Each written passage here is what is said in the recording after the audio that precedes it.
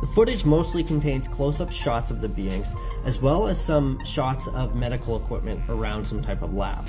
Do you think this is authentic footage of the beings discovered at the Roswell crash of 1947? Far away on the ground, again, estimates as being as high as 10,000 feet right now as it travels pretty quickly through the skies of Colorado. We don't have any information as to whether there is oxygen. Top secret alien footage leaked.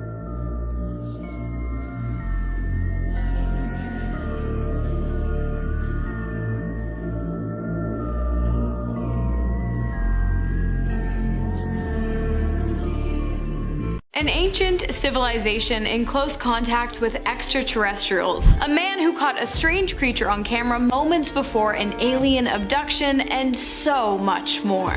These are some of the strangest alien encounters and unearthly artifacts. The Sumerian people, the earliest known civilization who lived in ancient Sumer in Mesopotamia, are incredibly fascinating and confusing. It is believed that the civilization resided in Sumer, which is now southern Iraq, sometime between 4500 and 4000 BC, after arriving from the south, having traveled through the Persian Gulf. Early settlers were experts in farming, raising cattle, weaving textiles, carpentry, pottery, and even brewing beer. By the year 3000 BC, the population had become incredibly advanced, building massive pyramid-like structures long before the ancient Egyptians. And by 2800 BC, the civilization reached its peak population, somewhere between 40 to 80,000 people living within the city's 6 miles of definitive walls. It is believed that the Sumerian civilization invented pyramids, the wheel, script, arithmetic, geometry, irrigation, saws and other tools, candles, chariots, harpoons,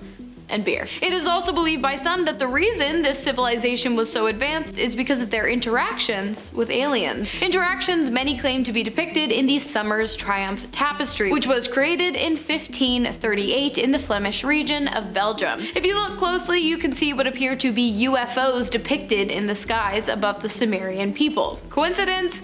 Perhaps, or maybe something else entirely. If it is true that the ancient Sumerians got help from extraterrestrial beings, it is safe to say that not only did aliens alter our reality, they actually had a hand in creating it entirely, as the ancient Sumerians are often credited with creating the building blocks that shaped modern society as we know it today. This has become a pretty famous photograph. The strange figure in the photo has been dubbed the Ilkley Moor creature. On December 1st, 1987, a former police officer going by the pseudonym Philip Spencer was on a morning walk in Ilkley Moor in West Yorkshire, England, when he spotted a strange creature standing on a hillside next to the road.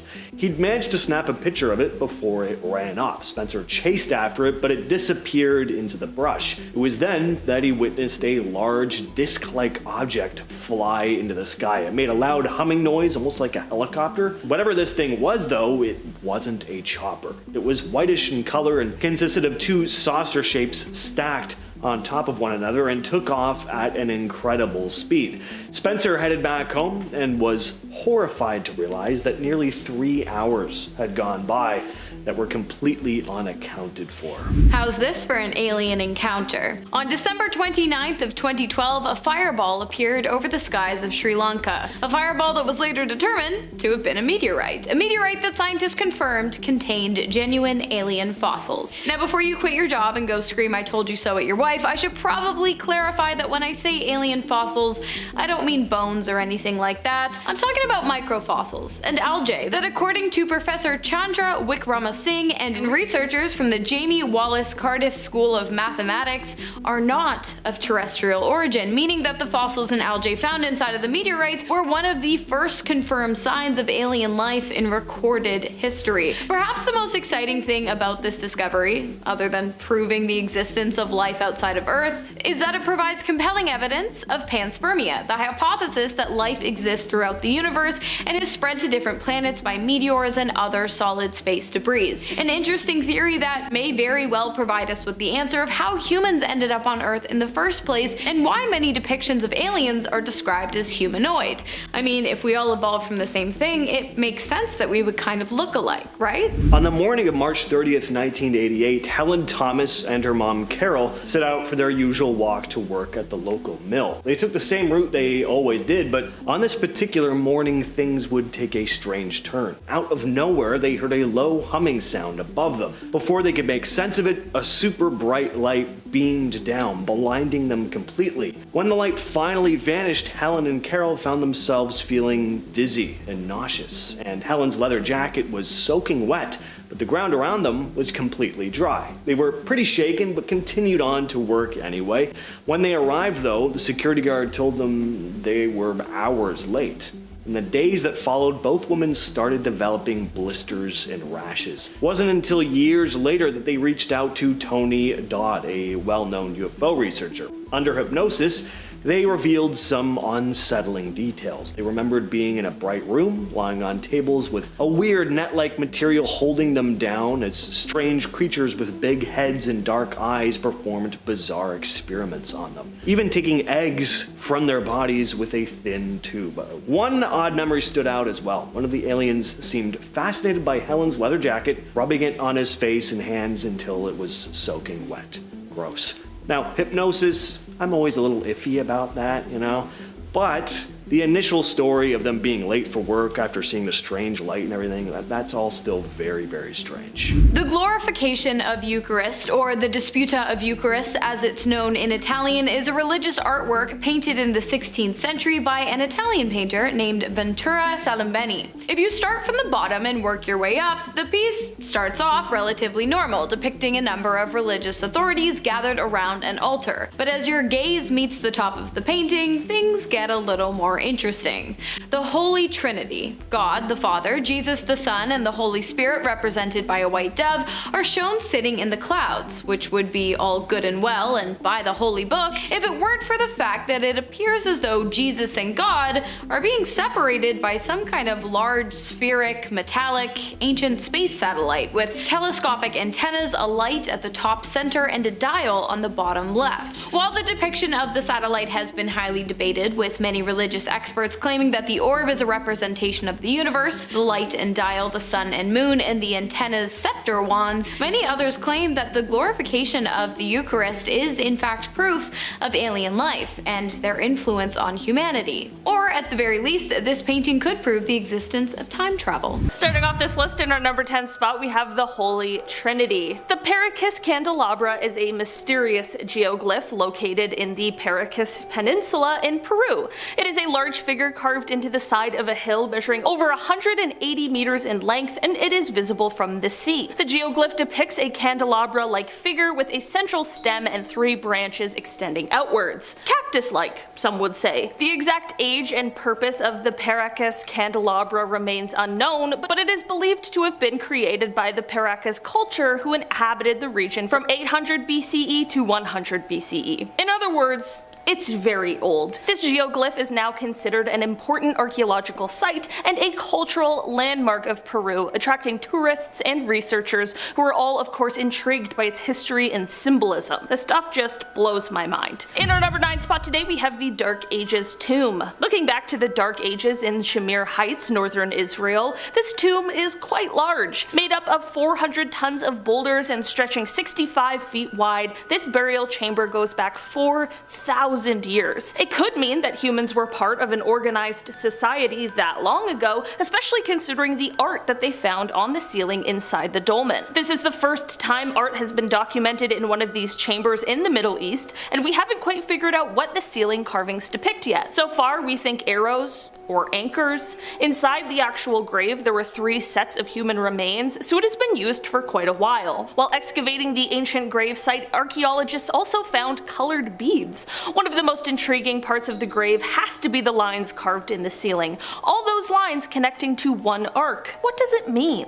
In our number 8 spot today, we have the Nazca lines. We've all heard of alien crop circles at one point or another. I remember watching the movie Signs when I was younger. And then I couldn't sleep for 13 years. The birthday party scene is just too much for me. And that is exactly why this next one freaked me out. Just 200 miles southeast of Peru, we can find hundreds of markings etched into the earth. They're massive pieces of art, like crop circles, but more intimidating. The biggest ground graffiti spans over 1,200 feet. Many people believe this was an ancient ritual for water. Given its location, that theory checks out. Another theory, written in 1968 in Eric von Daniken's book Chariots of the God, suggests that ancient Nazca was a site for alien visitors, leaving behind knowledge in the form of these massive doodles and technology. One of them just says Garbazar was here. We're like, oh, nice. In our number 7 spot today, we have the Ice Age art. More ancient artwork, this time from the Colombian Amazon. Thing is, unlike other drawings found on the ceilings of tombs, this canvas stretches about 8 miles.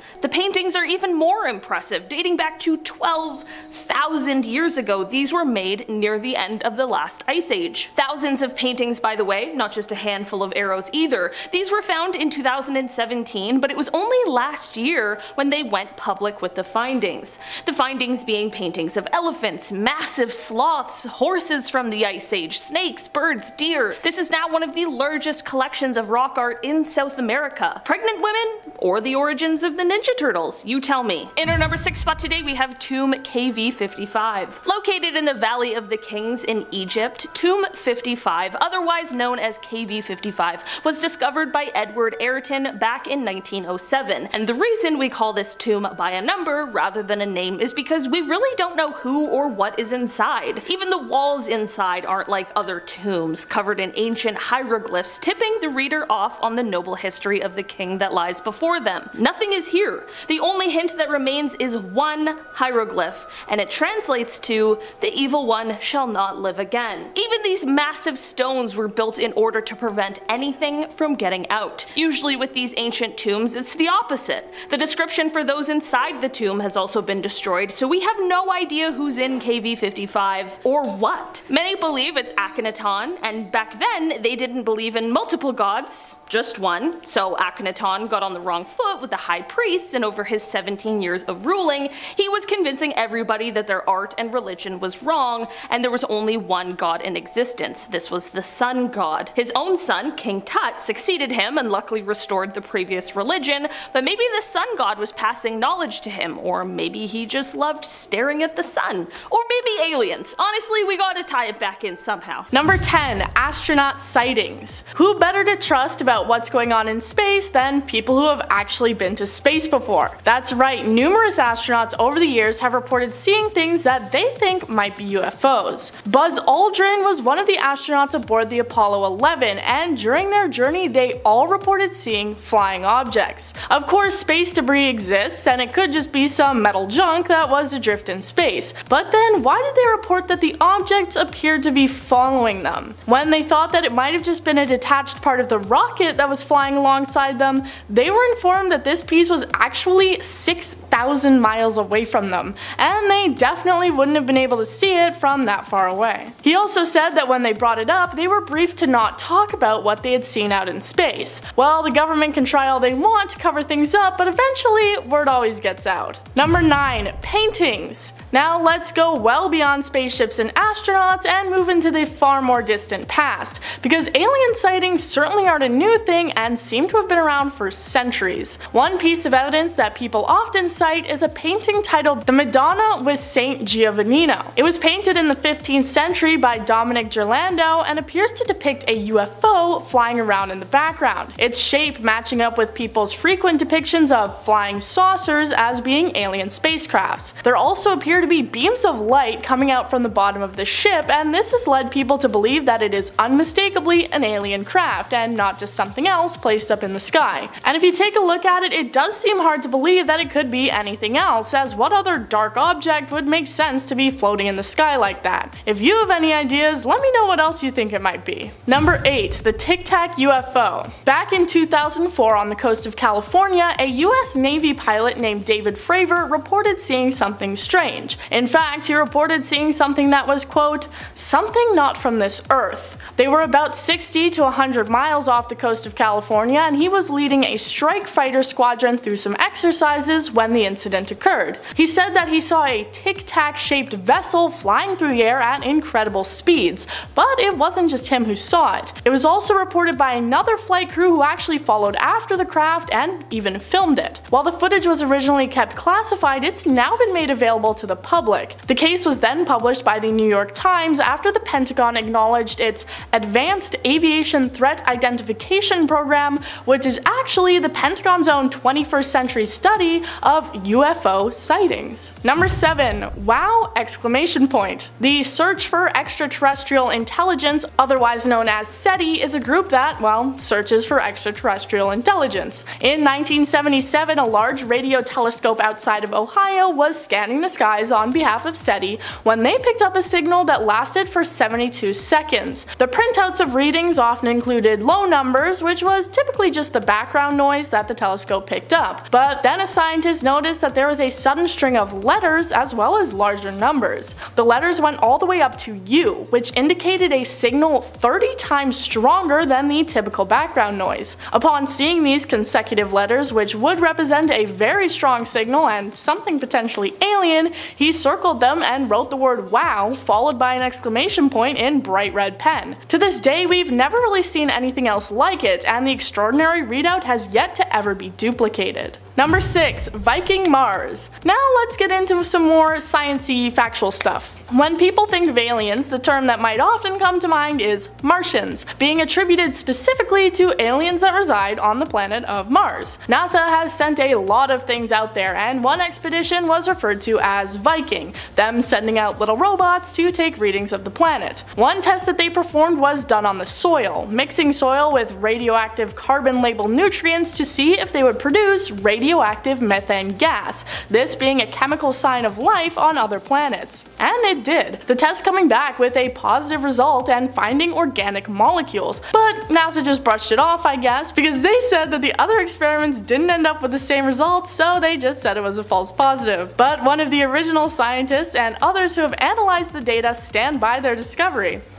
saying that the other experiments had just been ill-equipped for performing the tests and finding the same results. What are these figurines supposed to be? Would you ever think that they were meant to depict humans? Certainly don't look human to me, but it's not just because they're very old sculptures. I mean, they look intentionally not human. They look reptilian. The noses, or lack thereof, the eyes, if these were meant to resemble people, they did a bad job. Either that or these were really horrifying looking folks. But if they're not meant to be humans, then what exactly are they? The statues are often referred to as the Ubaid lizard men. The 7,000-year-old artifacts were uncovered in Iraq in the 20th century. There are theories as to what these things could be, but no definitive evidence. Unfortunately, we don't have any written records of the time, so determining the ideas behind people's artistic expression in prehistoric Mesopotamia, it's not really the easiest, but I'm pretty fascinated by the idea that there may have been some reptilian aliens visiting Earth around this time that people were depicting here. Definitive proof of life beyond our planet found inside of a meteorite that landed in Sri Lanka back in December of 2013. Yeah. When pieces of the space rock were gathered and examined back in 2013, a shocking discovery was made. The debris of the meteor contained fossils, algae fossils, of clear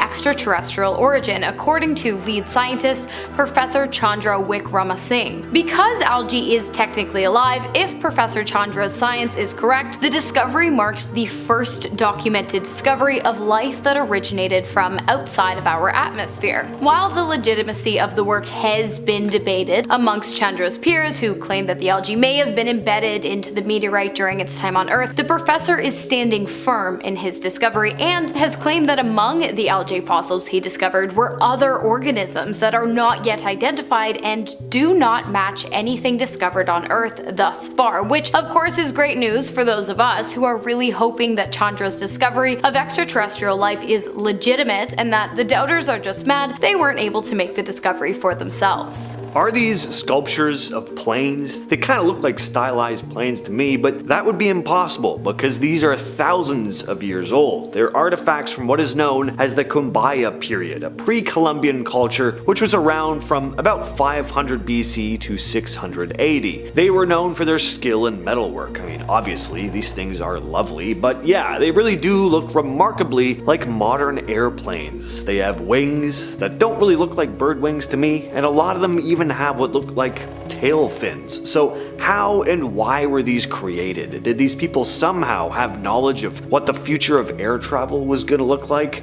Were they encountering beings with highly advanced technology? The official explanation is that these are depictions of animals, insects, birds, that sort of thing, and yeah, there's a very good chance that's all these are, but I can't deny how eerily accurate they look to modern flying machines. And here's another really interesting thing. In 1994, a group of German engineers actually built scale models of the Kumbaya artifacts to see if they could fly, and guess what? They did, with an added propulsion system of course, but the designs worked. They were aerodynamically perfect and could fly. What is Majestic 12? Well, if you're super into alien conspiracy stuff, you'll have seen them crop up all over the place. Said to be a top secret organization consisting of scientists, military leaders, and government officials who investigate alien spacecraft. Some even say they not only have direct contact with extraterrestrials, but work with them as well. Being given access to their technology, in exchange they cover up the aliens' presence on Earth while allowing them to study us. But that's a more outlandish version of the conspiracy. At the core though, they're said to at least have knowledge of aliens, and maybe even work on reverse engineering their technology, doing alien autopsies on extraterrestrials that have crash landed on Earth, that sort of thing. This is basically what Bob Lazar was claiming to have seen while working at Area 51. He could start to see how much Majestic 12, or MJ12 as they're often called, are really at the core of almost every United States government alien conspiracy. The JFK assassination is often described as the mother of all conspiracies, and yes, with just a little digging, you'll find that MJ12 is mentioned here too. Some people believe that Kennedy found out about MJ12 and the secret dealings they had with aliens. Supposedly,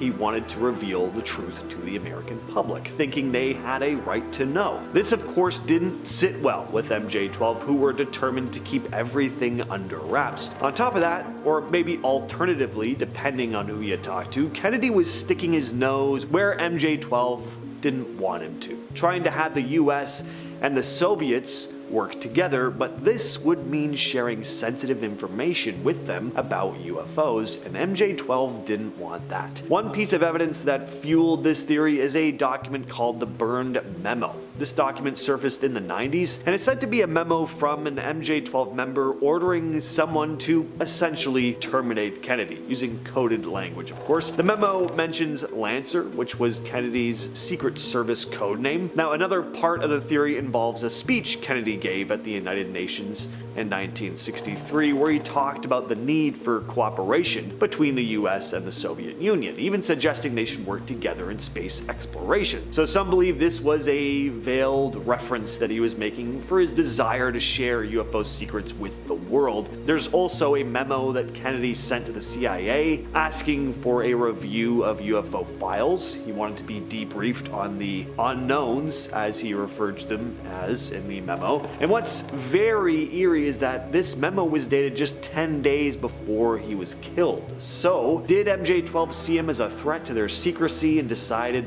they needed to dispose of him? Now, how exactly did MJ12 get started? Well, for that, we gotta go all the way back to the Roswell incident. Just how many dots are we gonna be connecting in this video? I told you, these guys are everywhere. So in July of 1947, something crashed near Roswell, New Mexico. The military first reported it as a flying disc, and this news spread like wildfire. But soon after, the story was changed. They claimed it was now just a weather balloon. So why this quick switch up? Was it really just a weather balloon, or was something else going on? Well, according to some, there was 100% something else going on. There are a lot of people who think the government was hiding something big. They suspected that the military had actually recovered an alien spacecraft and possibly even alien bodies from that crash site. This theory got stronger over the years as more people, including supposed whistleblowers, came forward with their own stories. As James said, the Roswell incident is arguably the most famous UFO crash in history, although the government would claim otherwise. Basically, on June 24th of 1947, while searching for a crashed military aircraft, pilot Kenneth Arnold spotted 9 UFOs flying over the Cascade Mountains of Washington state in the US. The objects were flying in formation at a height of about 10,000 feet and a speed of approximately 1,900 kilometers per hour, which was not possible at the time, for humans that is. Kenneth described the way the objects moved as jerky, like rocks skipping over the water, flashing forward at strange intervals. When the media got a hold of the story, they coined the phrase flying saucer, and the UFO craze took off at hyperspeed, especially when on July 7th, a local rancher named Mac Brazel called the sheriff to let him know that one of those objects had somehow ended up on his farm. And this came to be known as the Roswell incident. It was back in July of 1947 that something strange happened near Roswell, New Mexico. Something had crashed into the ground, into Brazel's farm. There were metal pieces, rubber strips, and a strange tin foil-like material. The nearby Roswell Army airfield was alerted. The military came out and collected the debris. At first, they issued a press release saying they had recovered an unknown flying disc. This really got people talking, but just a day later the army changed their story, saying it was actually just a weather balloon. Now, while some of the public took this at face value, it caused some controversy, especially in the years to come. People started to believe that the military was covering up something much bigger, possibly an alien spacecraft crash. Over the years, people started to come forward claiming to have seen the wreckage, and not only were there strange markings on the material described by some as hieroglyphics, but the material was incredibly strong and seemed to almost be impossible to burn. Oh, and of course, people who'd been called to the site to recover the material claimed to have seen bodies that were clearly not human. Over the years, many people have questioned the official explanation for this incident. Even former military personnel and locals said they saw strange things at the crash site, like debris that didn't look like it came from any known aircraft, and even small bodies that didn't seem human.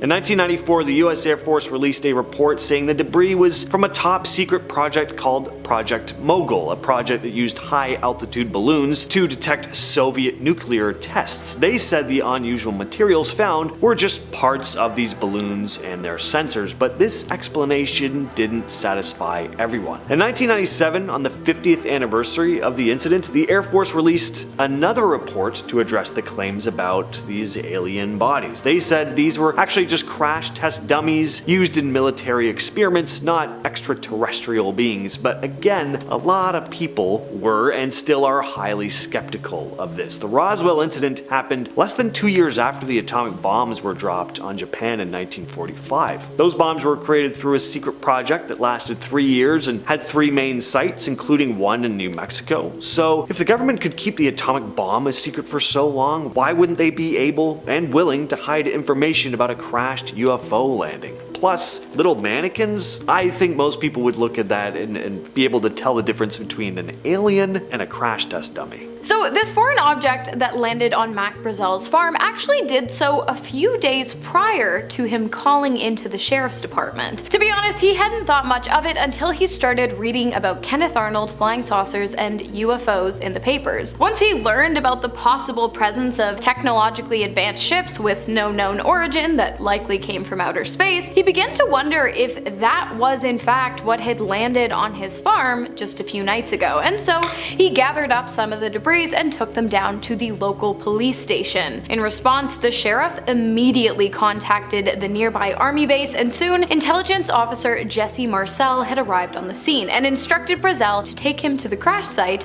so that the two could collect more debris.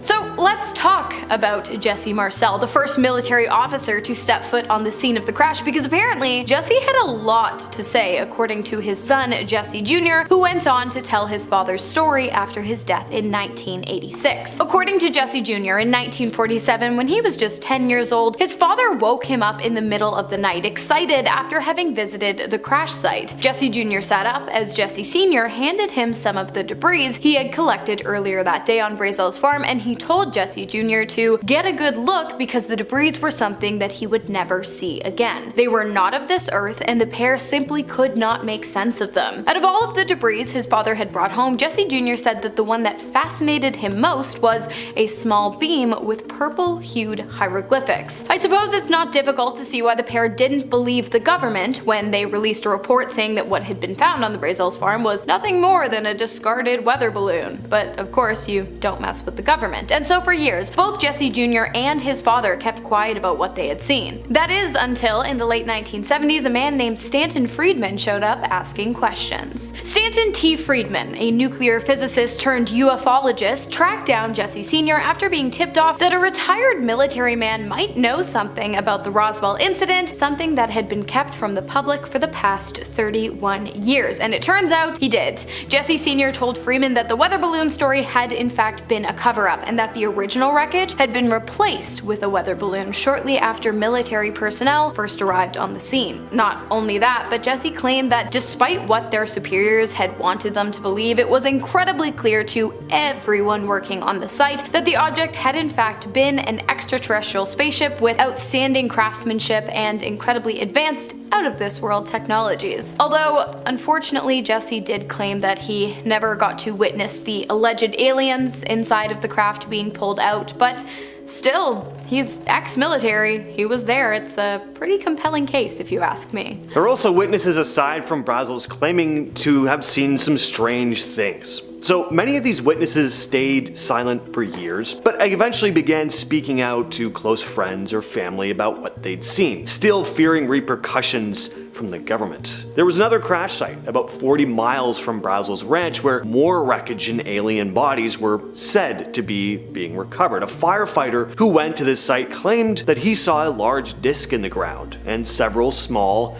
non-human bodies nearby. He said that military officials told him to keep quiet about what he saw. Sergeant Melvin Brown also shared his experience. He said he rode in a truck with the bodies from the crash site to Roswell Field and then stood guard at the hangar where they were first kept. He was instructed not to look under a tarp, but he got curious and he peeked. He claimed he saw 2 alien bodies. The government has always denied his claims, but several people who were there or knew people who were there have said they saw wreckage and bodies arrive at Wright Field. Retired General Arthur Exon stated that a top secret committee was set up to oversee the investigation of this and other classified UFO incidents. After the Roswell crash, the debris was secretly flown from Fort Worth, Texas to Wright Field in Dayton, Ohio. At Wright Field, Lieutenant Colonel Arthur Exon, who later became the base commander, recalled that some of the material was very thin, but incredibly strong. And it wasn't just metal that arrived at Wright Field either. At the second crash site a few miles from the first, they discovered a smaller, more intact craft and 4 bodies lying nearby. These bodies did not look human. Again, according to witnesses, the bodies were described as being in fairly good condition despite having been exposed for 6 days. Some parts of the bodies have been chewed on by animals. Descriptions from those who saw the bodies are pretty consistent. They were said to be 4 to 5 feet tall, with big heads, large eyes, and small mouths. Basically your classic idea of an alien.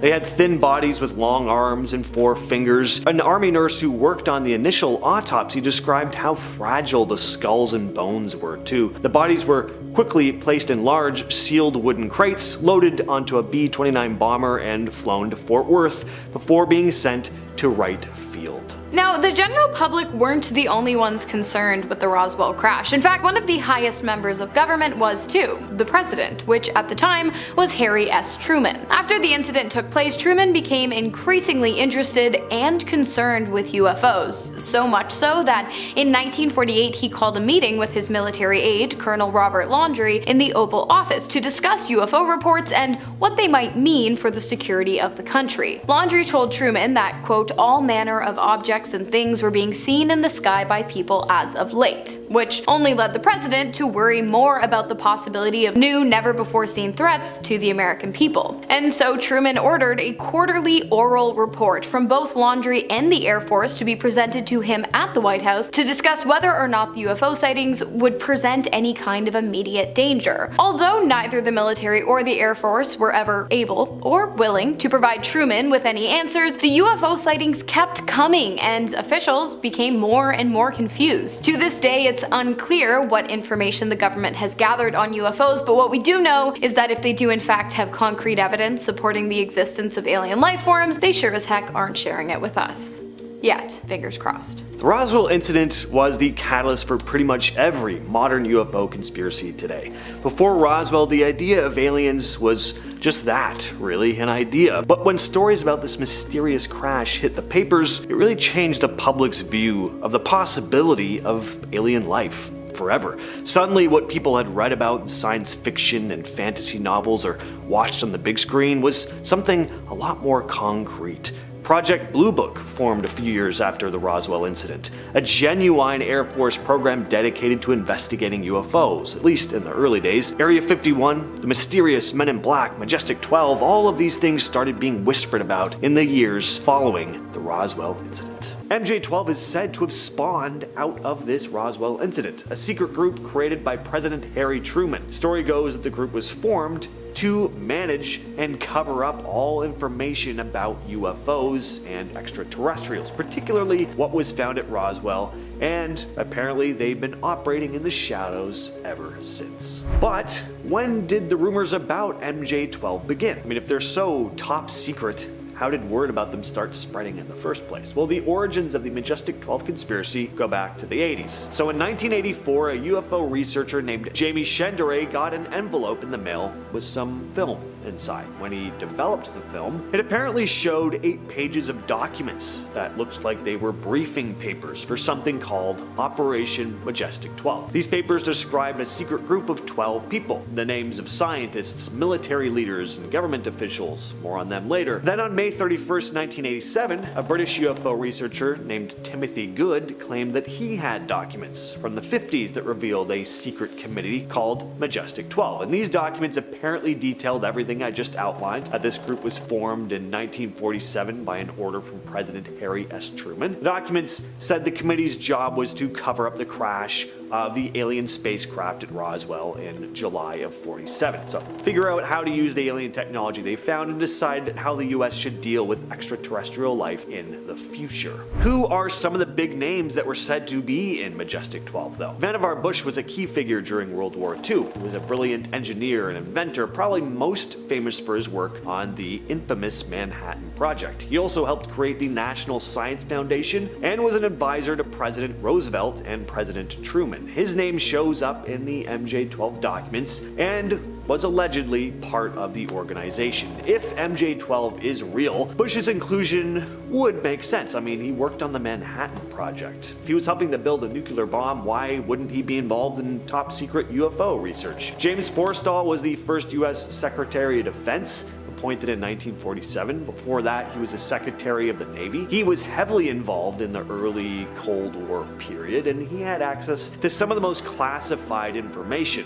He would have been a logical choice for a group like MJ-12. On top of that, there's always been some mystery as to the exact circumstances of his death in 1949, which some think may have had something to do with his involvement in MJ-12. Roscoe H. Hillenkotter was the first director of the CIA, serving from 1947 to 1950. He later joined the board of the National Investigations Committee on Aerial Phenomena, which is a civilian UFO research group. Makes sense why he'd be here. These are just a few of the names, of course. And now that we've dove into what this organization is, the history of it, who could have been involved, let's get into some of the criticism. We can't talk about Majestic 12 without mentioning the highly controversial Cutler-Twining memo. So I mentioned Jamie Chandere before, who'd received an envelope with photos of documents detailing MJ12. Well, just a year later in 1985, he and two other well-known UFOologists, Shanton T. Friedman and Bill Moore, had been on the hunt for declassified files in the National Archives when they apparently received a series of anonymous messages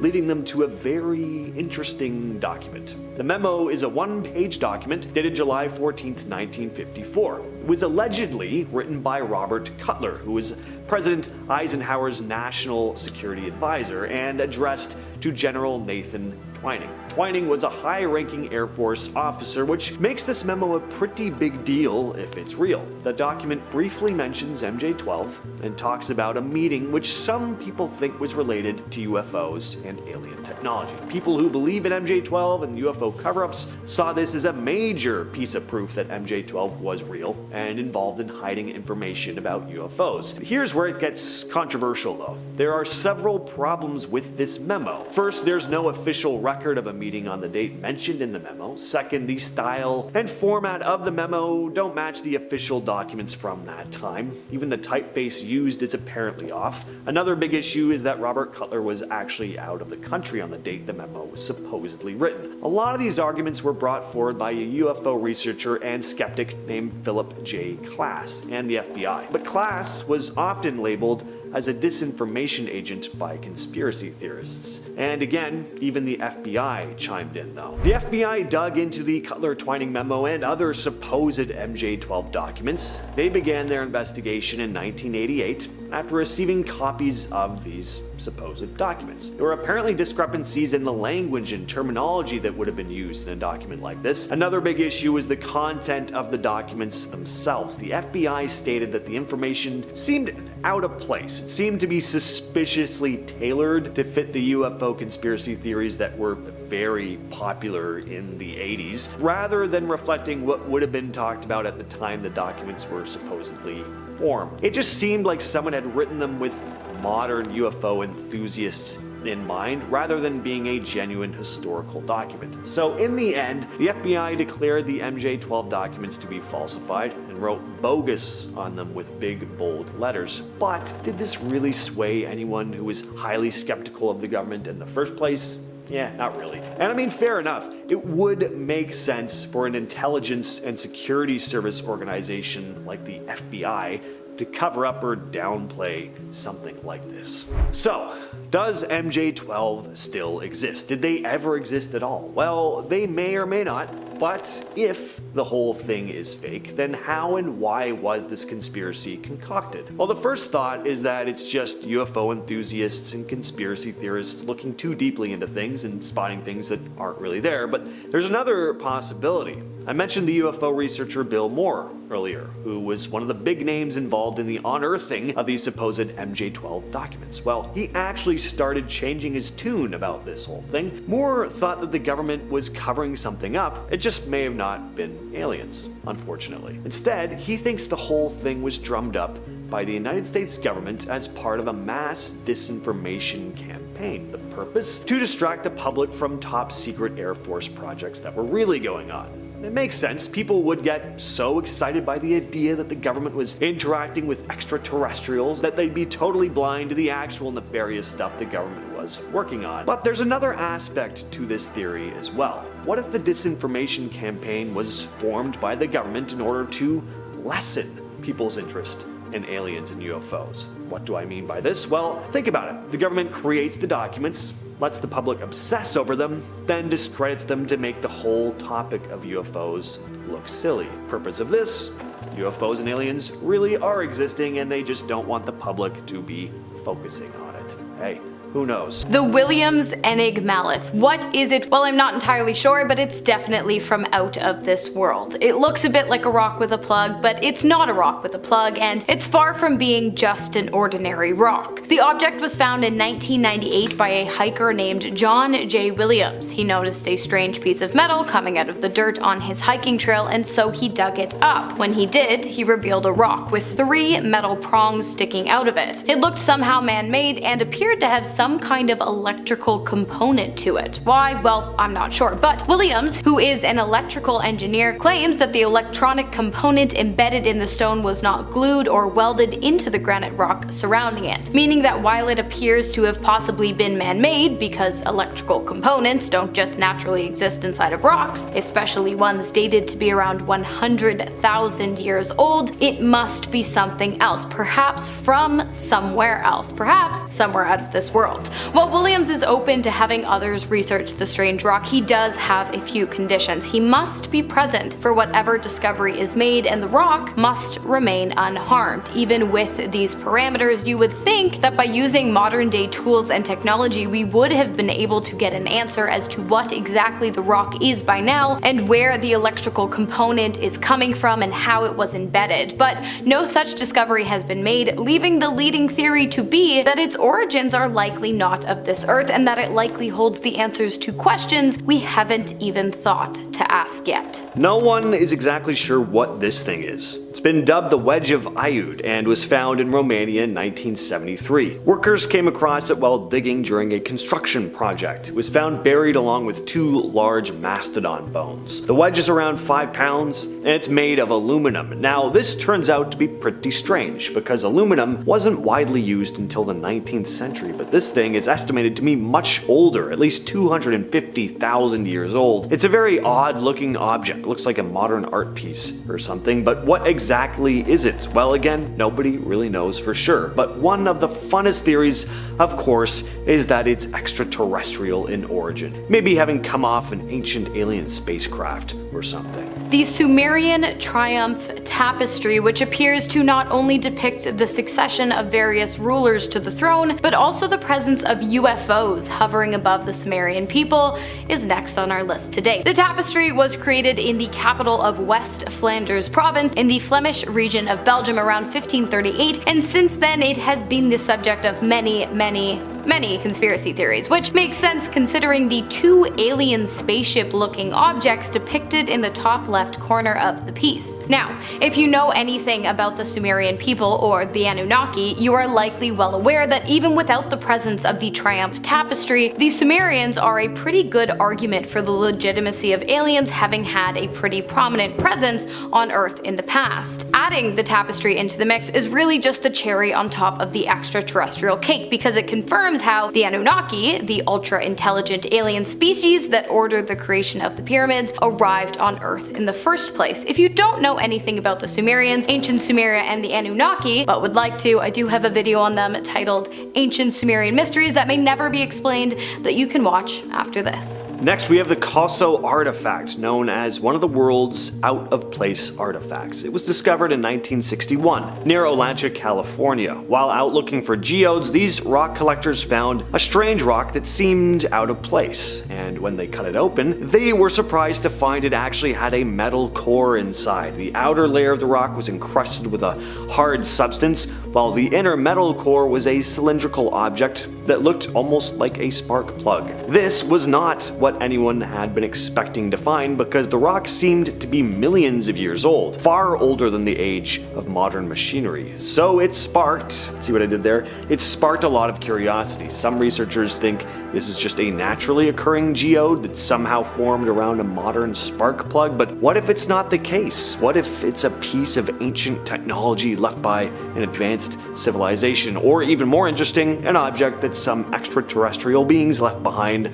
a long time ago. I'm sure by now we've all heard the theories that the pyramids were built by aliens, which is a fair assumption considering the fact that historians have been consistently unable to come up with an explanation as to how the construction of the pyramids would have been possible in ancient times. But what about other massive artifacts like Stonehenge, or perhaps the massive stone head that was found in the middle of the Guatemalan jungle Roswell in the 1930s. The statue dates back to before the Spanish Revolution, so prior to the Mayan and Aztec empires falling to the Spanish armies, which is strange considering 1, there is little to no way the Mayans living in the area could have sculpted the stone head and placed it in the area, and 2, if somehow they did, why doesn't it look like them? The statue's features do not mimic those of the ancient Mayans or Aztecs. Because of this, it is believed that the features once displayed on the head, which have since worn down due to revolutionary troops using the historic artifact as target practice, were actually the features of an ancient alien civilization that was far more intelligent than humanity, and that likely had a hand in the construction of the Mayan and perhaps even the Aztec empires as well.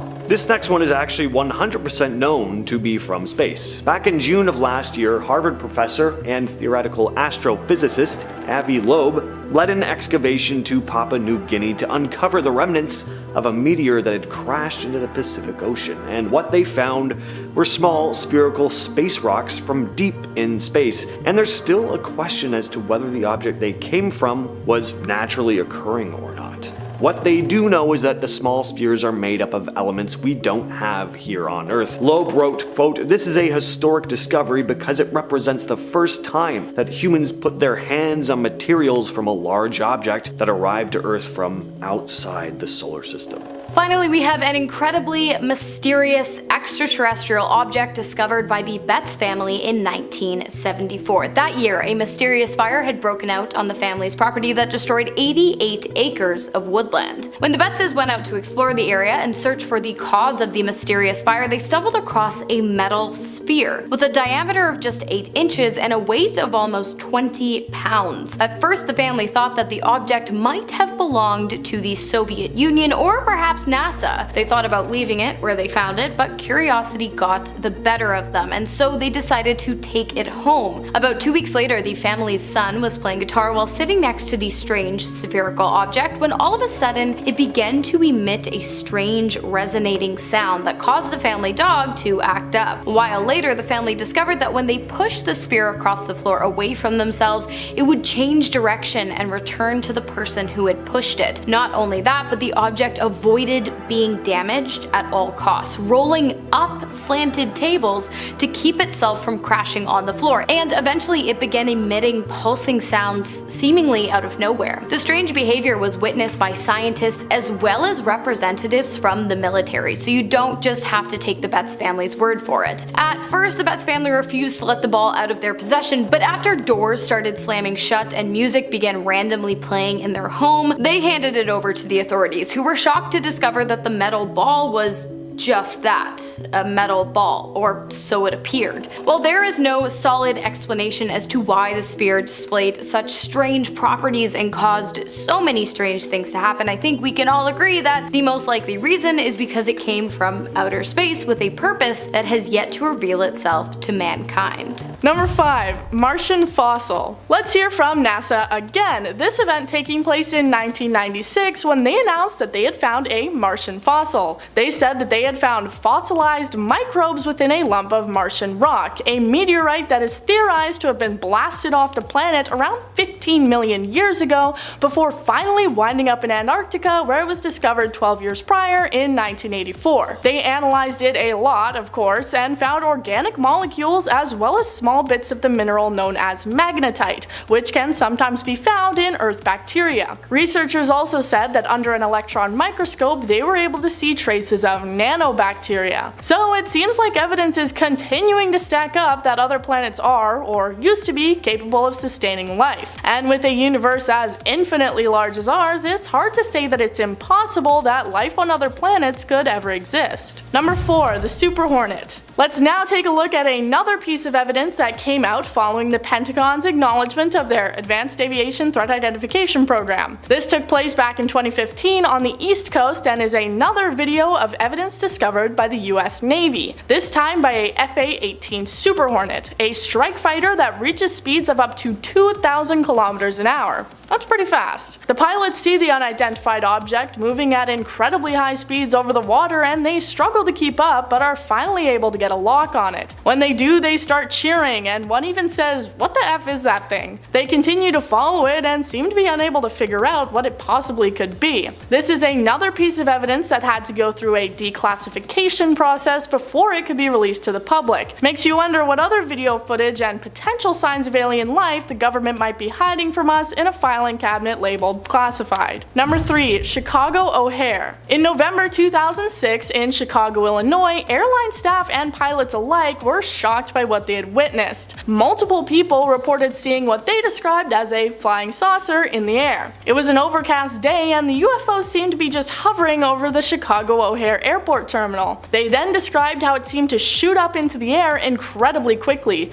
so fast that it punched a hole through the cloud cover above it. The FAA, or Federal Aviation Administration, described it as simply being a strange weather phenomenon and they wouldn't be investigating it, so don't worry about it. Of course, that's what they want us to think. But so many people at once reporting seeing a flying saucer shooting through the clouds doesn't really sound like a weather phenomenon to me. One flight traffic control official said, "To fly 7 million light years to O'Hare and then have to turn around and go home because your gate was occupied is simply unacceptable." Number 2. SETI readings. Now let's go back to the SETI project again. If you've somehow already forgotten by now, that refers to the search for extraterrestrial intelligence. Back in 2003, they were using a large telescope in Puerto Rico to re-examine around 200 sections of the sky that had all previously shown unexplained radio signals. All of the signals had disappeared except for one, which had actually become stronger. It came from a spot between the constellations Pisces and Aries where there aren't any known stars or planets. The signal was emitting the frequency for hydrogen, the most common element which both absorbs and emits energy. Some astronomers believing that this is the most likely element aliens might use to send a message to us for this reason. The signal from this spot in space has now been recorded a total of 3 times, and has left many people wondering if it is truly a signal coming from aliens. Number 1. The Phoenix Lights. On March 13th in 1997, an event took place that was referred to as Lights over Phoenix, or the Phoenix Lights phenomenon. On this day, hundreds of witnesses reported seeing otherworldly lights across Arizona, Nevada, and northern Mexico. There were 2 main events,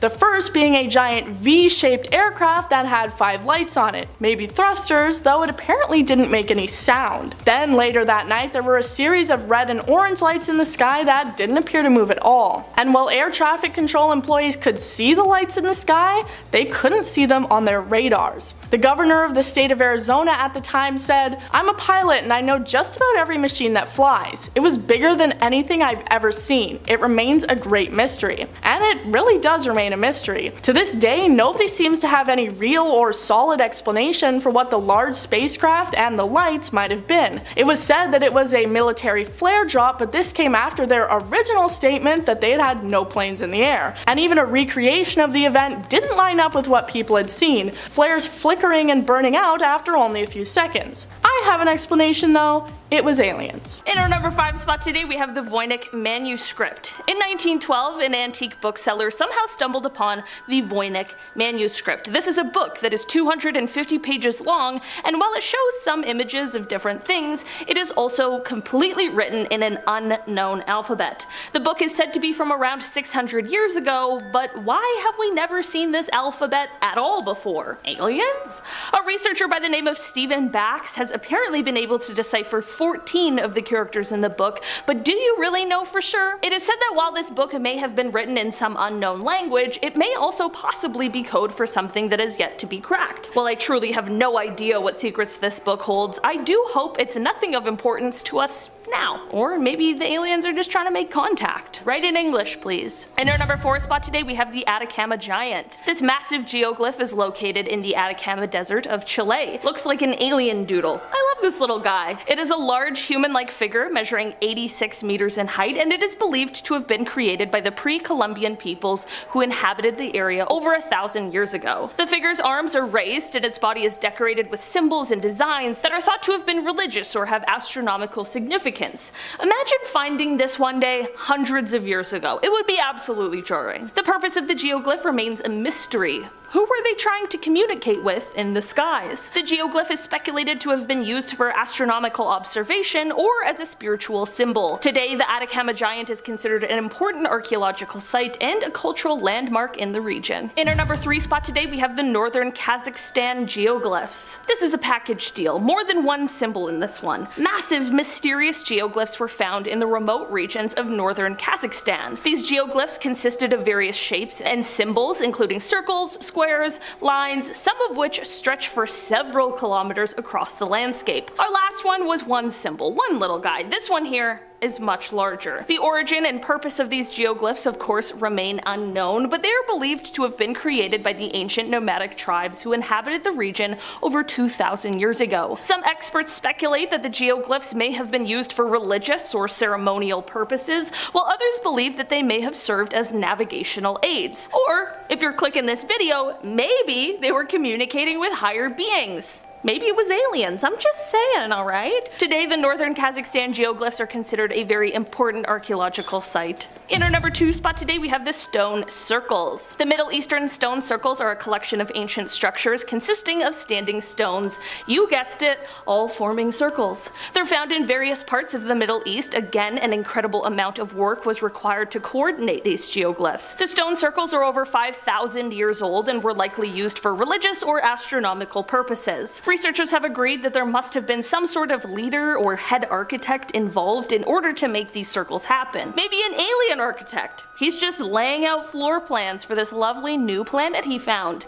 Experts believe that they could have been used to herd wild animals, or the stone circles could have been used in ceremony after death. Finally, in our number 1 spot today, we have the Sajama lines. The Sajama lines were rediscovered in the 1930s in the Sajama National Park in Bolivia. It's a massive network of straight lines and geometric shapes stretching over 20 kilometers over the surrounding landscape. What creeps me out the most is that this looks like another planet. This looks like a crater with lines shooting out of it, almost like an ancient alien highway. Maybe I'm crazy, but we're here at number 1 after all. Some experts believe that the Sajama lines were used for astronomical observation as they are aligned with the movements of the sun, moon, and stars. That's both impressive, but also terrifying, okay? The Lizard Man. This next one is a full-on encounter with a reptilian being in Scape Ore Swamp, South Carolina. Usually anything close to an alien sighting is a UFO, and those are just unidentified flying objects. We really don't know if they have anything to do with extraterrestrials at all. But a humanoid reptilian or lizard-like creature, that sounds pretty alien to me. There's said to be a strange creature stalking the swamplands of Lee County, South Carolina, that being a big 7-foot-tall lizard man. On the 14th of July, 1988, sheriffs of Lee County were called to inspect damage done to a vehicle parked outside a home right next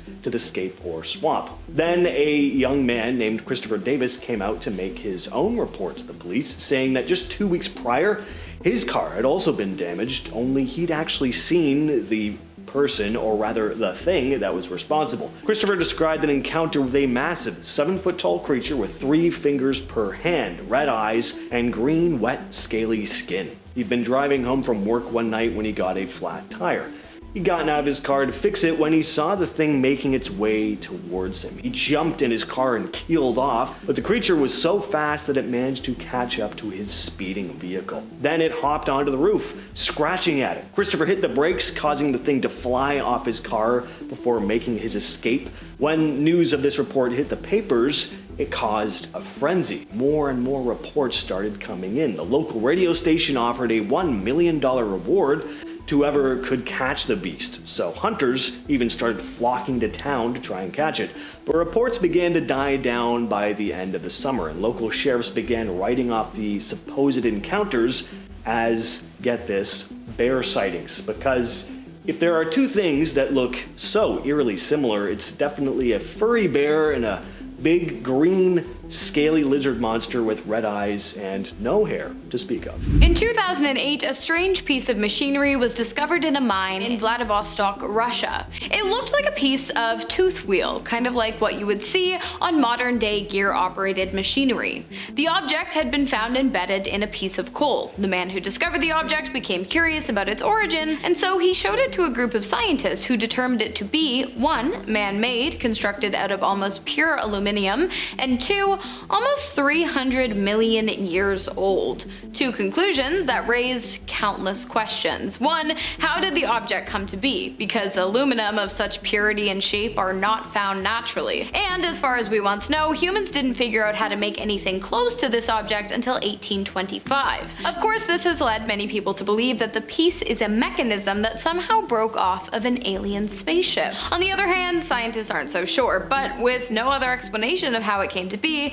it's definitely a possibility. In October of 1974, John Day was on the way back home to Essex with his family. The journey should have only taken about half an hour, but as he and his wife Susan were putting their kids to bed, they realized that they'd arrived home much later than they'd expected. An extra 3 hours had gone by. Over the next few days, the whole family started having terrifying nightmares, being sucked up into a strange craft before being operated on. John and Susan felt constantly anxious and confused. And not knowing what to do, John reached out to a local UFO group for advice. They suggested he talk to Leonard Wilder, a hypnotist experienced in cases of missing time. Under this hypnosis, John recalled driving into a weird bright mist that seemed to fall from the sky. He remembered seeing a bright light descending into a nearby field, then shooting towards their car. Before he knew it, the car was lifted into the sky. He then remembered being poked by sharp instruments. He also described the spaceship having furniture that was molded into the walls with no seams or joins.